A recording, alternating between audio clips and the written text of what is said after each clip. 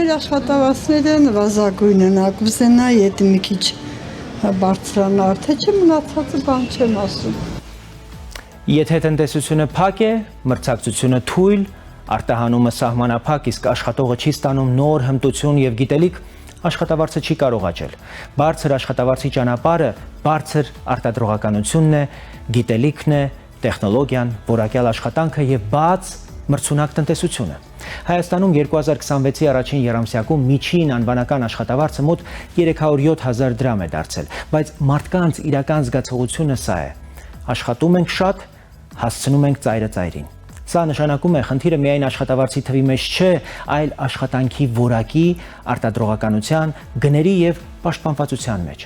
Առաջատար երկրներն այս հարցը լուծել են 3 ճանապարհով։ Առաջին՝ կրթություն ամբողջ կյանքի ընթացքում։ Աշխատողը պետք է կարողանա նոր մասնագիտություն, թվային հմտություններ, լեզու, տեխնոլոգիա սովորել ամբողջ կյանքի ընթացքում։ Երկրորդ՝ տնտեսության կառուցվածքի փոփոխություն։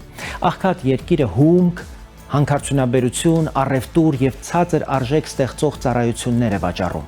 Հարուստ երկիրը վաճառում է գիտելիք, տեխնոլոգիա,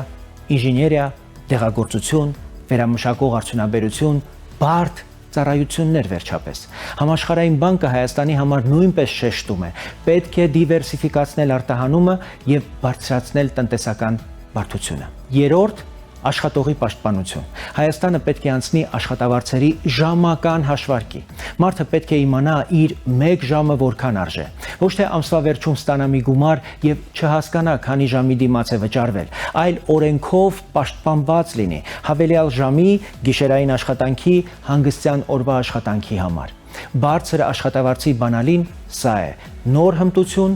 բաց տնտեսություն, արդար մրցակցություն, բարդ արտադրություն, ուժեղ աշխատող եւ պաշտպանված աշխատանք։ Հայաստանը չի կարող հարուստ դառնալ էժան աշխատուժով։ Հայաստանը կարող է հարուստ դառնալ թանկ գիտելիքով, թանկ հմտություններով եւ արժանապատիվ վարձատրվող քաղաքացով։ Հունիսի 7-ին քվեարկիր համար 18-ին, հանուն այն Հայաստանի, որտեղ բարձր աշխատավարձը բարձրություն չէ, այլ նորմալ կյանքի բնական իրավունք։